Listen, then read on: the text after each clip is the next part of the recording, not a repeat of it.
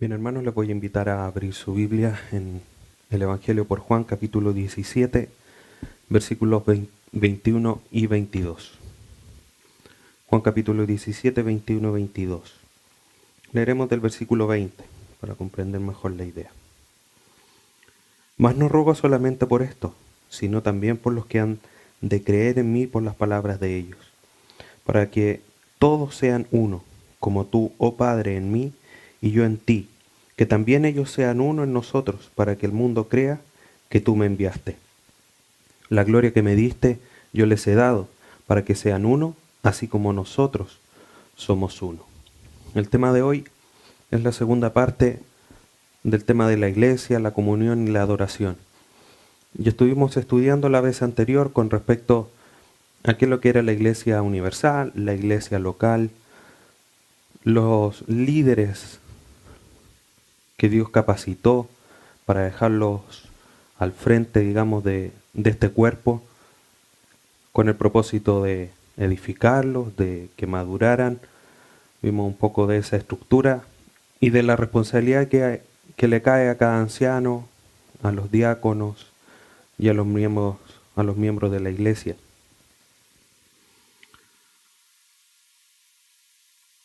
Y hoy día vamos a estudiar tres temas importantes que tienen que ver con la comunión, con los mandatos que Dios nos dejó y la adoración también. Con respecto a la comunión, hemos leído este pasaje en el Evangelio por Juan, que nos muestra cuán claramente Dios está, o Jesucristo, mejor dicho, se está refiriendo a su Padre en oración, y que está orando por nosotros, por la iglesia actual,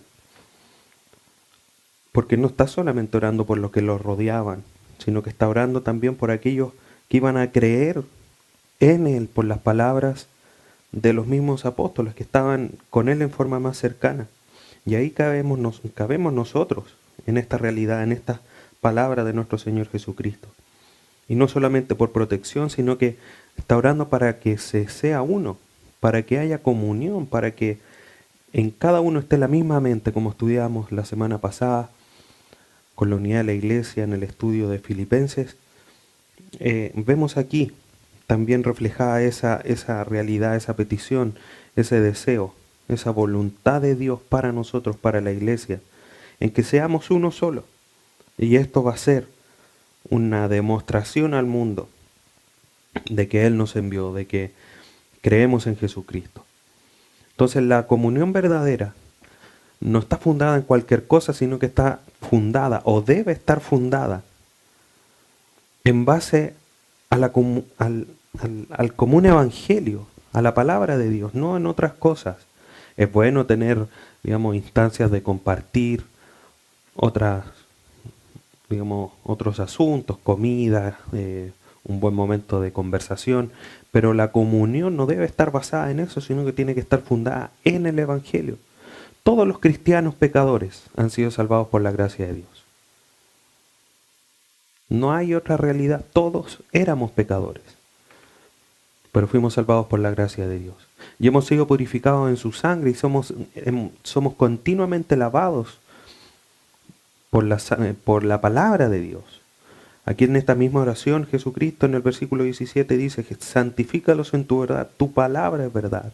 A medida que nosotros nos vamos enfrentando a la exposición bíblica, vamos siendo limpiados de todos nuestros malos pensamientos, nuestras malas acciones, vamos siendo santificados y estamos en ese proceso. Por lo tanto, si nosotros hoy día tenemos comunión verdadera en base al Evangelio, la respuesta que nosotros deberíamos tener pensando en que hemos sido salvados por la gracia de Dios es que debemos no solamente amar a Cristo y dar la vida a Él, sino que también debemos amarnos los unos a los otros. Juan en su primera carta, en el capítulo 4, nos enseña con respecto a esto. Primera carta de Juan, capítulo 4, versículos 10 al 12. En esto consiste el amor. No es que nosotros hayamos amado a Dios, sino que Él nos amó a nosotros y envió a su Hijo en propiciación por nuestros pecados. Amados, si Dios nos ha amado así, debemos también nosotros amarnos unos a otros. Nadie ha visto jamás a Dios. Si nos amamos unos a otros, Dios permanece en nosotros y su amor se ha perfeccionado en nosotros. O sea, si bien debemos amar a Dios, lo que debe reflejar que Jesucristo mora en nosotros, que hemos sido hechos nuevas criaturas, es que nos amemos unos a nosotros, los unos a los otros. El versículo 11 es claro: amados, si Dios nos ha amado así, siendo pecadores, que tuvo que enviar a su Hijo Jesucristo, debemos también nosotros amarnos unos a otros. No nos dice que debemos amar a Dios, aunque es un mandato, pero aquí está tratando de reflejar una cosa práctica, en que el Hijo de Dios, el que ha sido renacido por medio del Espíritu Santo, además de amar a Dios, tiene que amar a sus hermanos, tiene que estar en comunión con ellos. Y esa es la respuesta que Dios está esperando en su voluntad para su iglesia. En Hechos capítulo 2, en el versículo 42 que estudiábamos la semana pasada, en aquellas cosas que perseveraba la iglesia primitiva, que el partimiento del pan, la doctrina de los apóstoles, las oraciones, también aparece la comunión unos con otros. La palabra griega que aparece descrita en este versículo es koinonía, es una palabra bien conocida, bien utilizada. Pero esta palabra describe una participación con otro con un propósito en común. Es una palabra que se utiliza para describir la comunión dentro del cuerpo de Cristo. Lo importante de esta palabra es que es una acción, obviamente para compartir las actividades y los privilegios, digamos, de un grupo, en este caso los privilegios que tenemos por ser parte del cuerpo de Cristo, pero además tiene un carácter de ser una adquisición permanente. No es algo que un día sí, un día no, sino que es una adquisición permanente de todos los días que Dios nos entregó solamente por su misericordia. Y nuestro propósito, esto que compartimos, este privilegio y esta adquisición permanente, la tenemos con un propósito en común, que es de glorificar a Dios y edificar a su iglesia. Nosotros hemos sido salvos para alabanza de la gloria de Dios. Y eso no lo debemos de perder de foco, de vista, como nuestra meta, de que debemos alabar a Dios. Y esto tiene que resultar sin lugar a duda en un amor genuino, nacido del corazón, nacido desde dentro, en forma entrañable. Pedro en su primera carta, en el capítulo 1, versículo 22, dice lo siguiente. Primera de Pedro, capítulo 1, versículo 22. Habiendo purificado vuestras almas por la obediencia a la verdad, o sea, a la palabra, mediante el Espíritu, por el amor fraternal, no fingido, amaos unos a otros entrañablemente, de corazón puro, siendo renacidos no de simiente corruptible, sino de incorruptible por la palabra de Dios que vive y permanece para siempre. Hemos sido lavados, hemos sido hechos nuevas criaturas. Por lo tanto, en nosotros tiene que nacer ese amor profundo.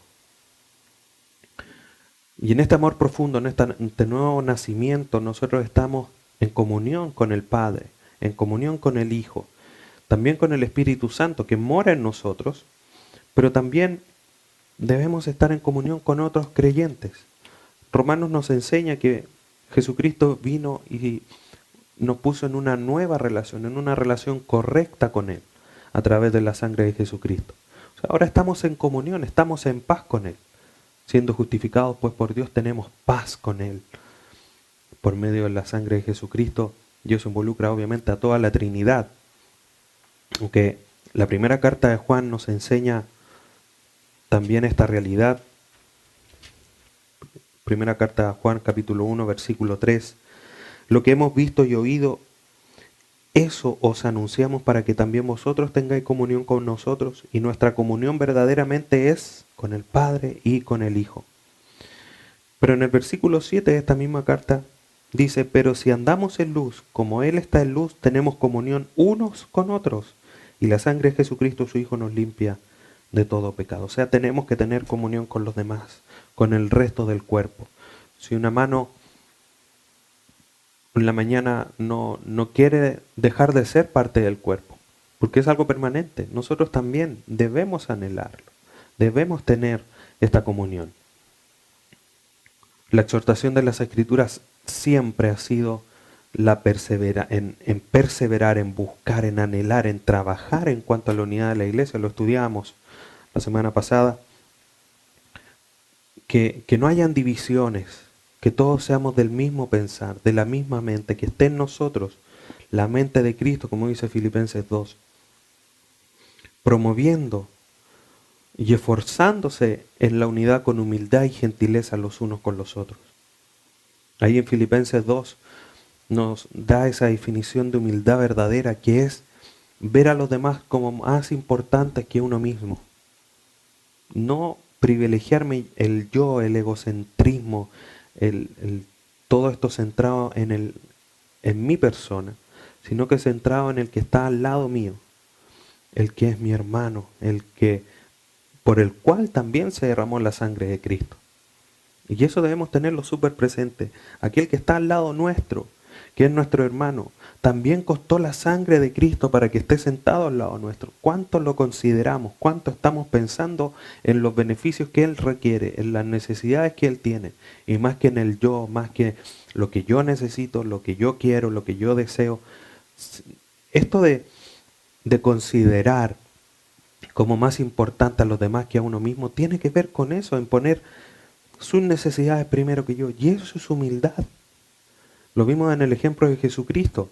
Jesucristo dejó su poder, de cierta manera, dejó su posición al lado del Padre, todos los beneficios que él tenía por ser, digamos, un ente divino, un ser divino. Y lo dejó a un lado para venir a ser humilde verdaderamente, para servirnos, porque vio la necesidad y no consideró el ser igual a Dios como cosa que aferrarse, sino que se despojó a sí mismo y nos vino a servir a nosotros para poder estar en una correcta relación con Dios. Y eso, si la cabeza lo hizo, nosotros como cuerpo de Cristo también debemos hacerlo y debemos entenderlo de esa manera. Debemos estar en comunión los unos con los otros.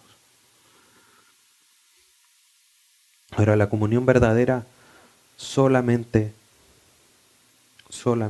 ocurre entre verdaderos creyentes, no con incrédulos.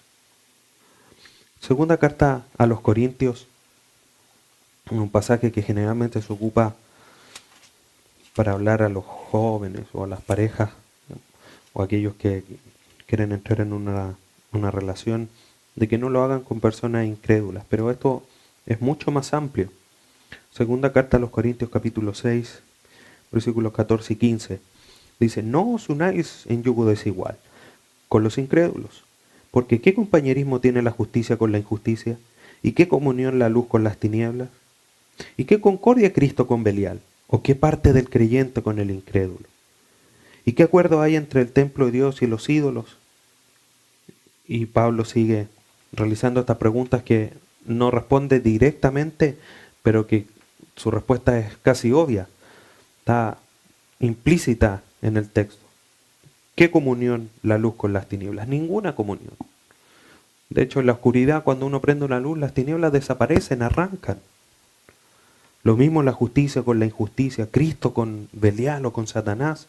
No hay concordia, no hay parte, no hay comunión, no hay compañerismo entre extremos opuestos. Por lo tanto, nosotros debemos comprender que la verdadera comunión solo se disfruta con verdaderos creyentes o con otros creyentes, porque está basada en nuestro amor por Dios, por nuestra limpieza a través de la palabra de Dios, por el hecho de que Él nos salvó de la completa oscuridad. Nuestros deseos no son los mismos que los de los incrédulos. Nuestro deseo de honrar a Dios y traerle gloria no son los deseos de los que no le conocen. Ahora, este terreno de tener amistades con incrédulos es una gran oportunidad para hacer evangelismo. No significa, digamos, que como la comunión verdadera solamente se ve o se debe tener con verdaderos creyentes, Esto no significa que no podemos tener relaciones con incrédulos, no nos podemos cerrar en una burbuja. Al contrario, debemos ser sabios y aprovechar estas relaciones para enseñarles de Cristo, para reflejar la luz de Cristo en sus vidas, compartiendo el Evangelio. Hay una frase anónima que dice: tu vida puede ser la única Biblia que muchos lean. Y eso es una realidad, porque muchas veces en muchas casas, muchos hogares hay Biblias, pero que están ahí en un rincón llenas de polvo, pero que no, digamos, no abren sus páginas para ser iluminados por las verdades de ellas mismas, de la palabra de Dios. Por lo tanto, nuestra vida, nuestras acciones pueden ser la única Biblia que ellos lean. Martín Lutero decía algo similar y dice: Dios no necesita tus buenas obras, y eso es verdad. Dios no las necesita, pero tu vecino sí.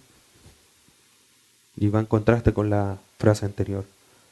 O sea, nuestras obras reflejan lo que nosotros creemos. La fe verdadera tiene que ir acompañada por buenas obras. Por lo tanto, nosotros debemos no solamente tener buena comunión entre nosotros, no disputándonos cosas insignificantes, y de esa manera demostrarle a los demás que conocemos a Cristo Jesús y que obviamente ha transformado nuestra vida, sino que también en esto nos tiene que llevar a pensar que debemos estar en comunión los unos con los otros, amándonos.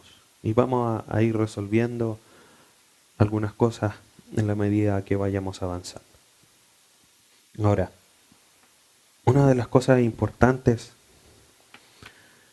es que, importantes y difíciles muchas veces de poder llevar a cabo, es el tema de la comunión dentro de la iglesia, de servirnos los unos a los otros.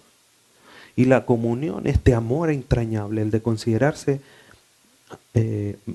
o considerar a los demás mejores o más importantes que uno mismo, nos tiene que llevar a tener una visión de servicio y ministerios a otros.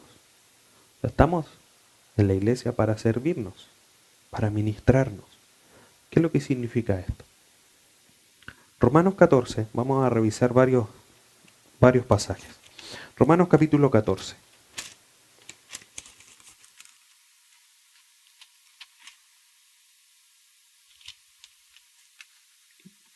Versículo 14 al 19, después pueden leer todo el pasaje, es largo.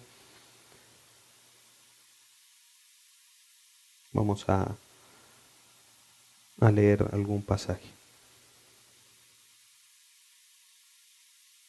Versículo 15. Pero si por causa de la comida tu hermano es contristado, ya no andas conforme al amor. No hagas que por la comida tuya se pierda aquel por quien Cristo murió. O sea, nosotros debemos buscar la mutua edificación. Así lo dice el versículo 9. Así que, en razón de lo dicho en los pasajes, sigamos lo que contribuye a la paz y a la mutua edificación. O sea, no debemos, no porque las cosas sean pequeñas, debemos dejar de servir a los demás. En mi mente tiene que estar el propósito de poner siempre a los demás como más importantes que yo. Si a los demás no les gusta, digamos, lo que yo estoy comiendo, como es el ejemplo del versículo, yo lo dejo de hacer por amor a los demás, por la edificación del cuerpo de Cristo. Más adelante podré, si me gusta comer algo que a los demás les parece pecaminoso, lo haré. Si mi conciencia no lo tengo asumido como pecado, lo haré cuando nadie me vea y lo disfrutaré tranquilo. Pero en ese momento yo tengo que, por amor a mis hermanos, por la edificación mutua, dejar de hacer, aunque sean cosas pequeñas como la comida. ¿Cuánto hay más cosas más importantes o más grandes, más relevantes, más vistosas, que también debemos nosotros de cuidar y, como dice el versículo 19, buscar aquello que contribuye a la paz y a la mutua edificación? Eso es lo que debemos buscar. Segundo, Gálatas, capítulo 5.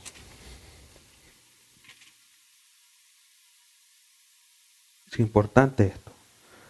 Gálatas capítulo 5, versículo 13. Porque vosotros, hermanos, a libertad fuisteis llamados. Y cantamos hermosas alabanzas con respecto a esto. de que debemos ser lavados por la sangre, o sea, no lavados, sino que vivir en la libertad que Cristo, en la que Cristo nos puso, en la que Cristo nos llamó y nos lavó. Pero esta libertad que ahora nosotros tenemos, la libertad del pecado, ya no somos esclavos del pecado, no debemos usarla para el mal, sino que dice el versículo 13, solamente que no uséis la libertad como ocasión para la carne, sino servíos por amor los unos a los otros. Esto es lo que nos llama, servirnos por amor.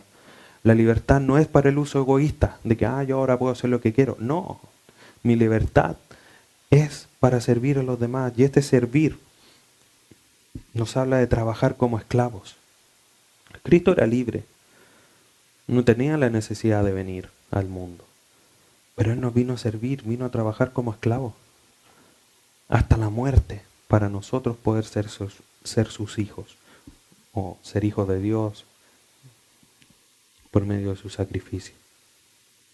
Y esto nos tiene que llevar a comprender lo que dice Gálatas en el capítulo 6, un par de versículos más adelante, en el capítulo 6, versículo 2, donde dice, sobrellevad los unos las cargas de los otros, y cumplid así la ley de Cristo.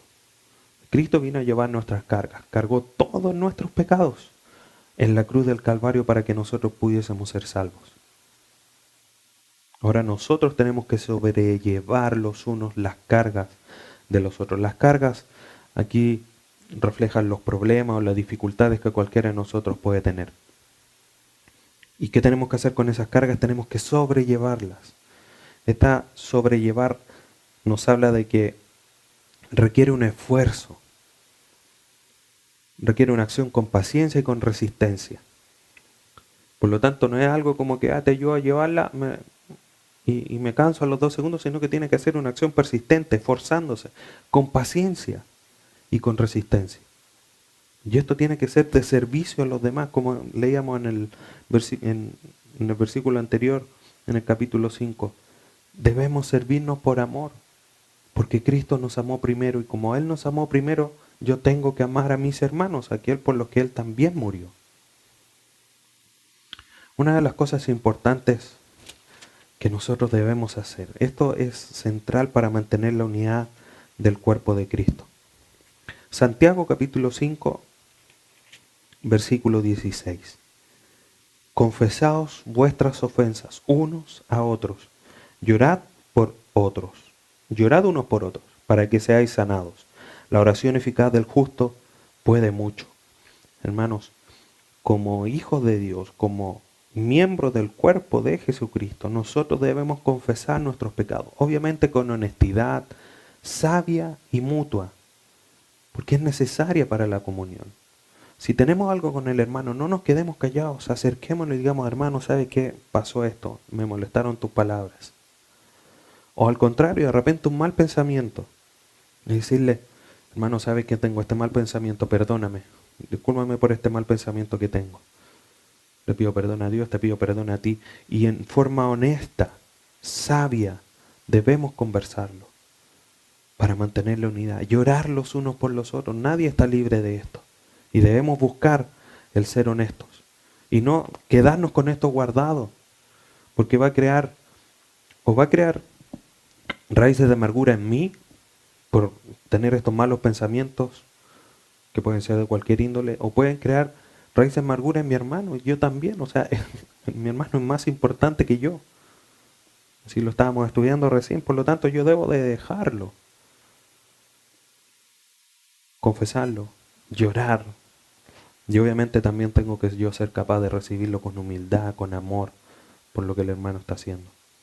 Y nosotros debemos esforzarnos en tener paz con los demás. Porque esto es un elemento esencial, el confesar nuestros pecados. No hacer la vista gorda, como decimos, sino que enfrentarlo y ser también humilde en ese sentido, de reconocer nuestras faltas.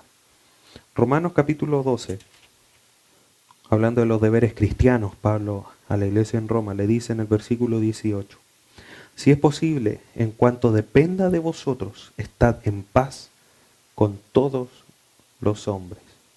Debemos estar en paz con todos, debemos, en cuanto a nosotros dependa, no, si en nosotros está hacer todo para que estemos en paz, nosotros tenemos que hacerlo todo. Esto es algo que es un poco difícil porque no depende completamente de todo. En una relación siempre van a haber porcentajes, por lo menos 50 y 50, en una relación de dos personas. Pero como dice el versículo, en cuanto dependa de vosotros, o sea, en cuanto dependa de ti, si tú tienes que hacer un 50%, que tu 50% esté hecho para que haya paz. Si el otro no lo hace, digamos, esa es la dificultad de que estemos paz en todo. Pero en cuanto a nosotros dependa, tener ese 50% cumplido, confesando, orando, dándonos la preferencia, como dice Romanos 12:10, amados los unos a los otros con amor fraternal en cuanto a honra, prefiriéndonos los unos a los otros. Esto tiene que ver con el demostrar aprecio y admiración genuino los unos por los otros, cediendo quizás nuestros beneficios a los otros sin esperar nada a cambio. Jesucristo se entregó, dio todo sin esperar nada a cambio. Así nosotros también debemos actuar. Nuestro mayor ejemplo es Jesucristo. Así nosotros debemos amar al cuerpo de Cristo, demostrando aprecio y admiración genuino y dando todo sin esperar nada a cambio, solamente por el puro afecto de amor, así como Cristo nos tuvo a nosotros. Quizá una de las cosas más difíciles es el tema de exhortarnos. Vamos a Hebreos capítulo 3, versículo 13. Hebreos 3, capítulo 13. Antes, exhortaos los unos a los otros, cada día, entre tanto que se dice hoy, para que ninguno de vosotros se endurezca por el engaño del pecado. Por lo tanto, aquí el autor a los hebreos nos habla de que debemos animarnos a seguir a Cristo. Debemos apoyarnos seriamente y fomentar una respuesta a una acción. Eso es exhortar. Por lo tanto, debemos exhortarnos a fomentar una vida obediente, una respuesta obediente a lo que Dios dice en su palabra. Y esto dice, antes exhortaos los unos a los otros, no dice solo los ancianos, solo los pastores, sino que es una responsabilidad que todos debemos tener. Obviamente el instrumento central de esto es la palabra de Dios, debemos ir con la palabra, no con otra cosa. La palabra es central, tengo que tener mi fundamento en la palabra de Dios para ir donde el hermano y decirle, hermano, tú estás mal por esto, porque la palabra de Dios dice. Y el que lo recibe también tiene una responsabilidad de frente a esta situación, de recibirlo con humildad y por lo menos dar el beneficio de la duda. Es decir, a lo mejor si me está diciendo por algo será.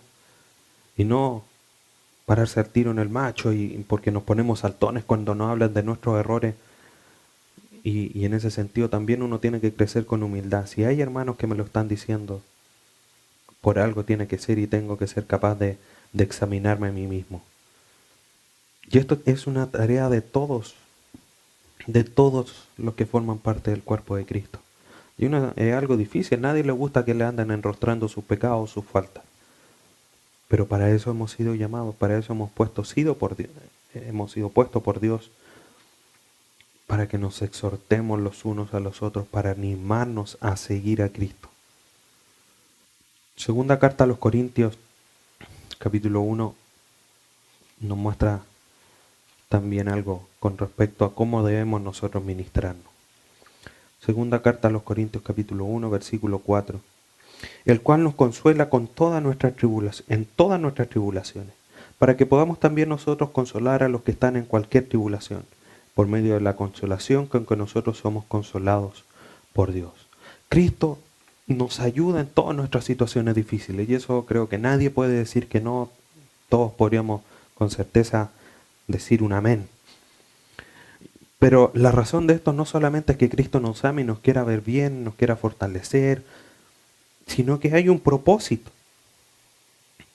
para que por medio de la consolación que recibimos de parte de Dios, por medio de Jesucristo, a través del Espíritu Santo, o de la Trinidad completa hacia nosotros, nosotros esta consolación la debemos de tomar para poder consolar a los demás, para poder compartir esto que nosotros hemos recibido, compartirlo con aquellos que están pasando una necesidad de consolación.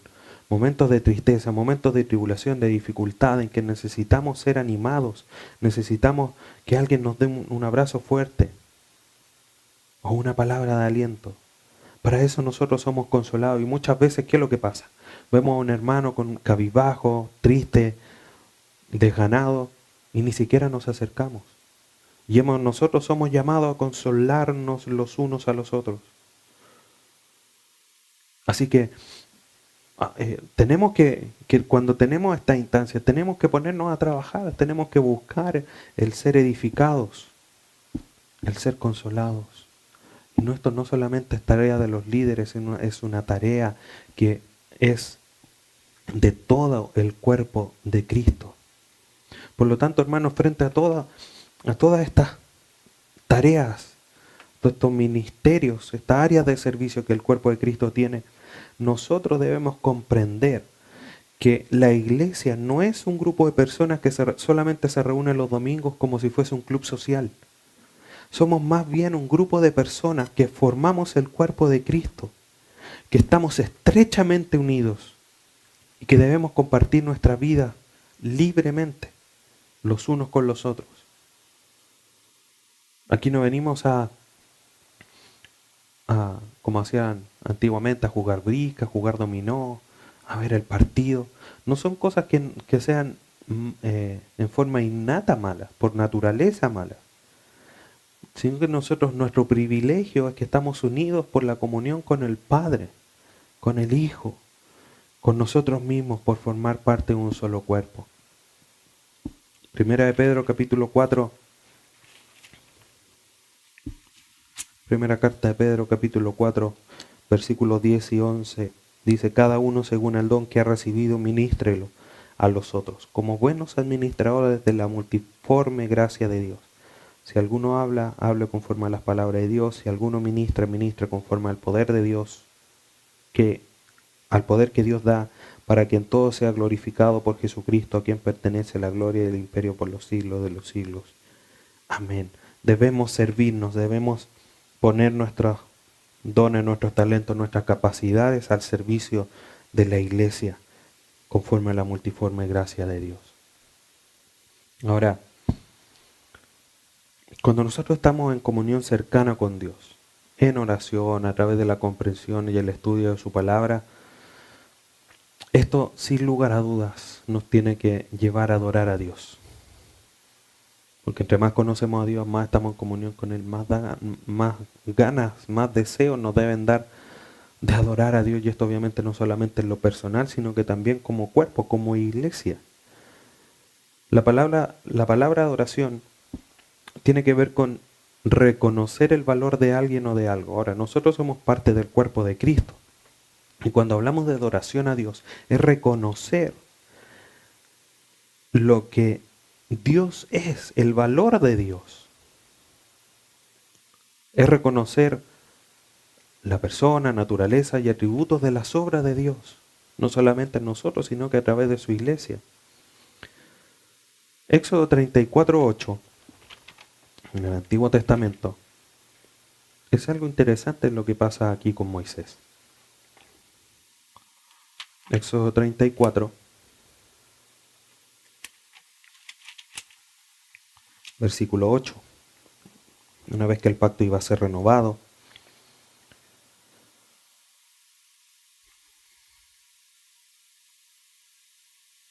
las tablas habían sido destruidas, 2 tablas nuevas se habían alistado y Moisés se iba a presentar delante de Dios para reescribirlas.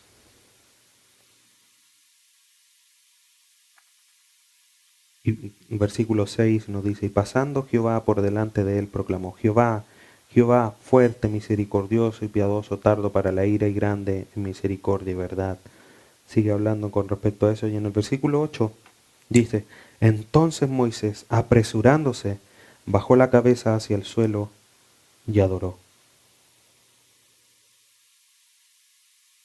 O sea, frente a lo que al ver esta magnificencia de la declaración que se estaba haciendo, de que Jehová era fuerte, misericordioso y piadoso, tardo para la ira y grande en misericordia y verdad, Moisés no se quedó sentado, no se quedó esperando alguna otra situación, sino que apresurándose, bajó la cabeza hacia el suelo y adoró. Esta palabra adoró, del hebreo yistahu, deriva de la antigua práctica de inclinarse al suelo en reverencia, de postrarse. Y eso es lo que uno hace en la adoración. Postrarse ante Dios, reconociendo lo que Él es, en su naturaleza, en su persona, en su atributo, en sus obras. Por lo tanto, la adoración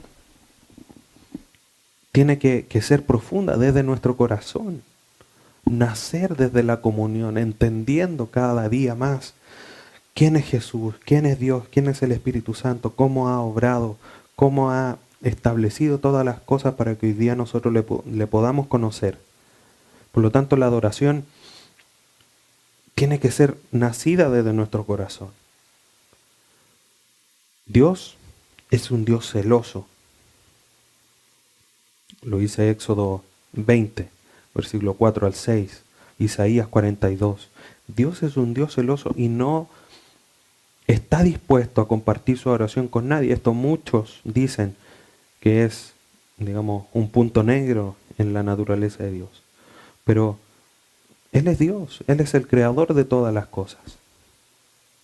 Él se merece toda la adoración y puede reclamarlo de esa manera.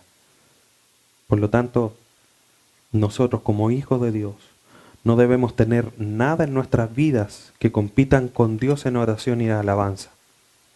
Nada. Por lo tanto, la pregunta que ahora debemos hacernos es ¿qué aspectos de nuestra vida tienden a competir con la atención que solo Dios se merece? Y esto no tiene que ver con tener una imagen de cualquier persona o de alguna situación en particular. Tiene que ver con muchas cosas que son tan pequeñas que de repente nosotros mismos no nos damos cuenta. La televisión, las películas, algún libro que no sea la Biblia, alguna serie, cualquier situación. Siempre se habla de las tarjetas de crédito, del dinero, pero cualquier cosa que no esté en su debido lugar y esté en el lugar de Dios, o dicho de otra forma, le quite el lugar a Dios, es un aspecto de nuestra vida que nosotros debemos cambiar porque le está quitando nuestra atención a Dios. Dios requiere que nuestra oración sea verdadera. Así se lo dice a la mujer samaritana en el capítulo 4 de Juan. Dios busca verdaderos adoradores que le adoren en espíritu y en verdad. Entonces no solamente que se le adore de labios, como en Mateo 15, este pueblo de labios me honra, sino que sea una adoración desde el corazón, desde adentro. Y eso es lo que el pueblo de Dios, la iglesia, tiene que hacer. Para adorar a Dios, uno debe conocerle, debe buscar conocerle, aprendiendo de sus atributos y acciones. Ahí en el desierto, Moisés había ido, estaba en la presencia de Dios en el monte, y se demoró mucho tiempo, y el pueblo pensó que ya había perdido a Moisés.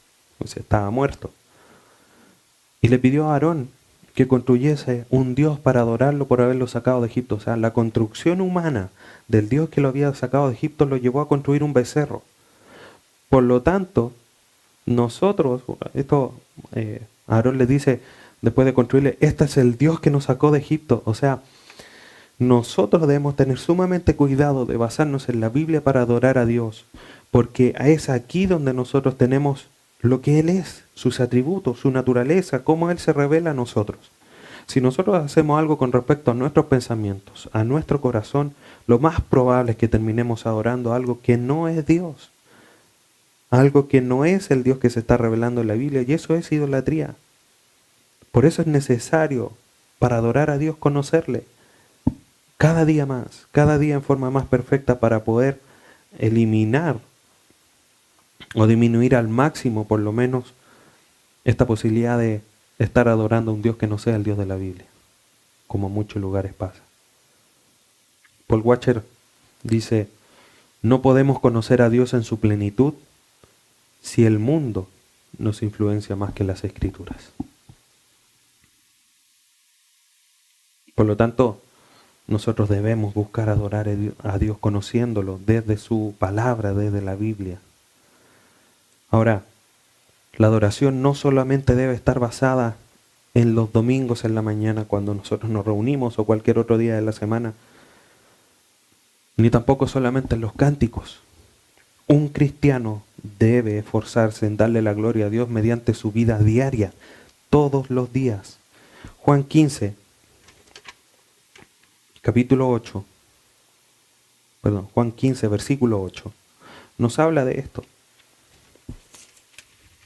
Nosotros como iglesia, lo decíamos, tenemos el propósito de glorificar a Dios. Mire lo que dice Juan 15, 8. En esto he glorificado a mi Padre, en que llevéis mucho fruto y seáis así mis discípulos. ¿Usted ha visto alguna vez algún árbol que solamente dé fruto los días domingos? ¿O lunes o cualquier día de la semana? Los árboles que dan fruto, obviamente por un periodo de tiempo, uno va y todos los días va a tener una fruta madura.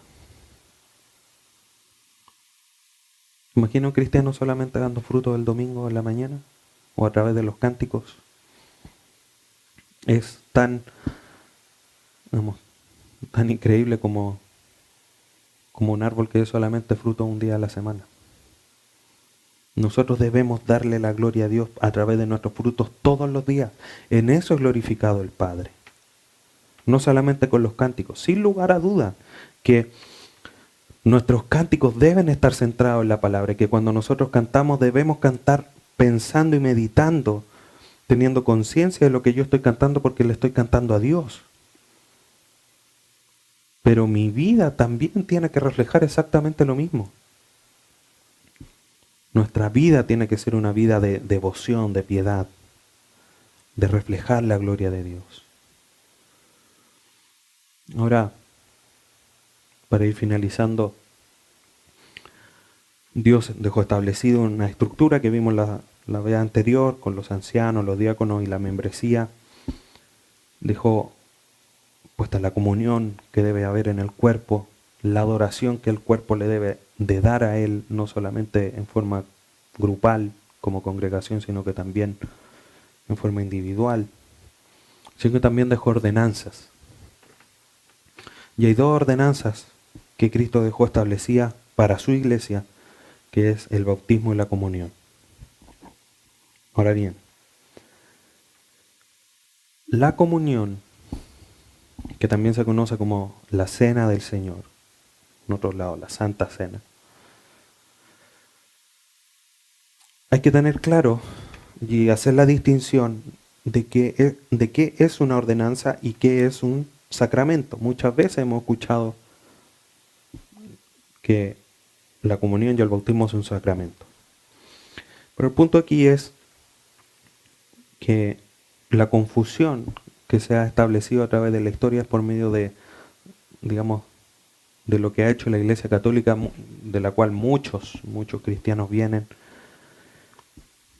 Y lo primero es que una ordenanza es un evento, es algo que se realiza sin que el hacer este evento me dé a mí mayor gracia o mérito por estar haciendo lo que Dios está ordenando. O, por ejemplo, la Santa Cena a mí no me añade méritos para mi salvación. La Iglesia Católica establece que los sacramentos, que cuando una persona hace este sacramento, hace esta acción en forma exterior, una gracia espiritual, un mérito espiritual internamente le es otorgado. Y esto obviamente es completamente contrario a lo que la Biblia nos enseña. Nosotros somos salvos por gracia, somos hechos, Dios nos permite perseverar por gracia, no por nuestros méritos. Nosotros debemos hacer cosas, por supuesto, Así nos dice Dios que debemos hacer, nos dio cosas que hacer, nos llamó para que anduviésemos en las buenas obras que Él nos preparó de antemano, para que anduviésemos en ellas. Pero esto a mí no me da mayor mérito o mayor capacidad de tener más gracia de parte de Dios, sino que solamente por el puro afecto de su voluntad. Entonces, entendiendo esta distinción, es que las ordenanzas que Dios nos dejó, primero es la comunión, que es la Santa Cena, que lo que hace es conmemorar la muerte de Cristo. La Pascua comenzó a celebrarse desde el Éxodo, cuando Dios los libró del pueblo de Egipto. A la última plaga, el ángel de la muerte, Dios mandó a que matasen a un cordero sin mancha, sin defecto, y que con su sangre pintaran los dinteles y los marcos de las ventanas para que cuando el ángel de la muerte llegase, pasase por alto sus viviendas. Ese cordero sin mancha, sin tacha, sin ningún defecto, era un ejemplo, era un tipo, era algo que estaba apuntando a Cristo. Cuando Cristo murió también fue crucificado en una Pascua, simbolizando aquel cordero puro, sin mancha, sin pecado, entregándose como sacrificio por su iglesia, por aquellos los que habían de creer en Él. Por lo tanto, la celebración de la Pascua fue transformada a la cena del Señor. Jesús la tomó para que eso se siguiese haciendo hasta cuando Él venga, para recordar el sacrificio del verdadero Cordero de Pascua, que es Cristo. Por lo tanto, en la cena del Señor, en la comunión, el pan es memoria del cuerpo de Cristo y la copa es la memoria de la sangre de Cristo. Su cuerpo fue quebrado, su sangre fue derramada y en eso nosotros conmemoramos, recordamos lo que Él hizo por nosotros. Pero esto no nos añade a nosotros mayor gracia ni mayor mérito para la salvación. Solamente es una ordenanza que debemos hacer. Dios lo mandó, haréis esto en memoria de mí. ¿Cuántas veces lo hagáis? O cada vez que lo hagan en memoria de mí. Y la iglesia primitiva lo siguió haciendo. Hechos 2:42 nos habla de que perseveraron en el partimiento del pan, en la comunión, etc. Y después en la carta a los Corintios, Pablo tiene que enseñar a la iglesia cómo es la manera correcta, reverente, con temor a Dios, de que hay que conmemorar la cena del Señor. Y también ahí en el capítulo 11, en la primera carta, les habla de las advertencias de tomar la cena del Señor en forma indigna. Ustedes lo pueden revisar ahí en el capítulo 11 de primera carta a los Corintios. Es importante, frente a esta advertencia, examinarse a uno mismo antes de tomar la comunión. Y la segunda ordenanza es el bautismo. ¿Nosotros por qué bautizamos? Bautizamos porque fue ordenado por el Señor en Mateo 28, en la gran comunión, ir y hacer discípulos y bautícenlos en el nombre del Padre, el Hijo y el Espíritu Santo. Y también fue muestra de que este mandato que Dios entregó por medio de su Hijo también fue realizada por la iglesia primitiva en el libro de los Hechos, como quizá ejemplo más claro el del etíope cuando es bautizado, después que se le explicó lo que él iba leyendo en el libro de Isaías. Son bautizados los que creen, aquellos que son discípulos de Jesucristo y a quienes reciben el Espíritu Santo. En resumen, aquellos que han confesado a Jesucristo como Salvador y Señor personal, que en el fondo son los cristianos, son los que deben ser bautizados. ¿Qué significa el bautismo? El bautismo es un reconocimiento, una identificación pública del creyente con lo que Jesucristo hizo en la cruz. Nos identificamos con Cristo en su muerte, en su entierro y en su resurrección. Romanos capítulo 6 nos enseña con respecto a esto. Romanos capítulo 6, versículos 3 y 4. ¿No sabéis que todos los que hemos sido bautizados en Cristo Jesús hemos sido bautizados en su muerte? Porque somos sepultados juntamente con Él para muerte por el bautismo, a fin de que como Cristo resucitó de los muertos por la gloria del Padre, así también nosotros andemos en vida nueva. Entonces el bautismo es un reconocimiento o una declaración El bautismo es un reconocimiento o una declaración de que el viejo hombre fue crucificado con él.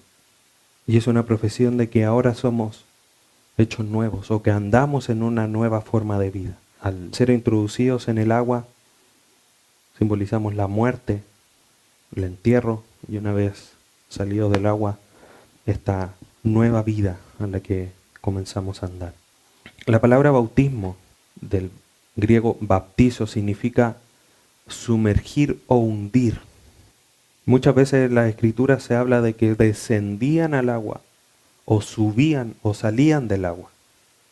Muchos dicen esto de subir o bajar del agua habla como que el riachuelo o la corriente de agua corría, digamos, como más abajo, ya había que bajar una lomita, por eso había que bajar a las aguas o bajarse del carro. Pero es interesante lo que dice Juan 3:23 y que nos da una luz de cómo debe ser el bautismo. Juan 3:23. Hablando de Juan el Bautista, Juan bautizaba también en Enón, junto a Salim, porque había allí muchas aguas y venían y eran bautizados. O sea, Juan el Bautista bautizaba donde había mucha agua, porque era necesario sumergirse, lo que significa la palabra bautismo en el griego. Por lo tanto, nosotros creemos que el bautismo debe ser por inmersión, porque esto además es la imagen de descender al agua y salir significa la muerte, entierro y resurrección de Cristo. Por lo tanto, para concluir, frente a todo esto que hemos aprendido, que Dios entregó su vida, que formamos parte de la Iglesia Universal y también acá como iglesia local, que Dios estableció a los líderes de la iglesia, ancianos, diáconos, a la membresía, cómo nosotros debemos estar en comunión, lo que Dios nos ordenó de la adoración. La pregunta es, ¿cómo es nuestro compromiso personal con Cristo y su iglesia? ¿Es profundo, superficial? ¿Estoy ministrando o sirviendo con mis dones a la iglesia local? ¿Cuál es la disposición de mi corazón con la iglesia? Entonces, hermanos, nosotros frente a esta realidad, esto no es por algo religioso que yo tengo que asistir, sino que ¿cómo voy a ministrar yo mis dones o voy a servir a mis hermanos si no vengo a estar con ellos? Es lo que Dios me ordena. El ser parte de la iglesia es lo que Dios nos manda en 1 Pedro capítulo 4, lo leímos. Lo vamos a tomar nuevamente para aclarar este punto. Primera carta de Pedro capítulo 4, versículo 10. Cada uno según el don que ha recibido, ministrelo a los otros como buenos administradores de la multiforme gracia de Dios. Dios nos ha entregado dones para que los ministremos a los demás. No si queremos, debemos ministrarlos como buenos administradores. El que no usa sus dones no es un buen administrador y Dios va a tomar cuenta de eso. Por lo tanto, hermanos, ¿cuál es nuestro compromiso? ¿Profundo, superficial? Sí, a veces me gusta venir cuando quiero, cuando no quiero. Me gusta estar con mi hermano. No, hoy día no quiero ayudar nada a la iglesia. No. Hay que revisarse, hay que escudriñarse nosotros mismos para ver en qué disposición estoy sirviendo a la iglesia. Charles Spurgeon, con esta frase termino, dice: nadie puede hacer tanto daño a la iglesia de Dios como el hombre que está dentro de sus paredes, pero no dentro de su vida. Dicho de otra manera, nadie puede hacer tanto daño a la iglesia de Dios como aquel hombre que está dentro de las murallas del templo de la iglesia, pero no dentro de la comunión de la iglesia, de lo que las actividades de la iglesia, de lo que dentro de la iglesia se hace. Ese hombre es un potencial daño a la iglesia de Dios. Por eso también tenemos que nosotros exhortarnos. Oremos. Padre eterno, te damos gracias porque en tu amor y misericordia nos enseñas cómo nosotros debemos conducirnos en tu casa. como tu iglesia, como el cuerpo de Cristo. Te damos gracias por esta hermosa bendición de recibir esta enseñanza a través de tus palabras, de tu palabra, que nos enseña cómo ministrarnos, cómo servirnos, lo importante de la comunión, de estar unidos, de considerar a los demás como más importantes en comparación a uno mismo. Te damos gracias, Dios eterno, porque no solamente te bastó en ponernos en tu cuerpo, hacer el sacrificio, hacer todo, sino que además nos enseñas para que podamos hacer las cosas bien y poder ayudarnos, servirnos, para que de esa forma seamos edificados los unos a los otros, buscando esa paz, esa mutua edificación, la que tu palabra nos enseña. Ayúdanos a poner todo esto en práctica. Danos esa sabiduría para poder hacerlo y esforzarnos para poder cumplir con ella. Te damos gracias, Padre Santo, en el glorioso nombre de tu Hijo Jesús. Amén.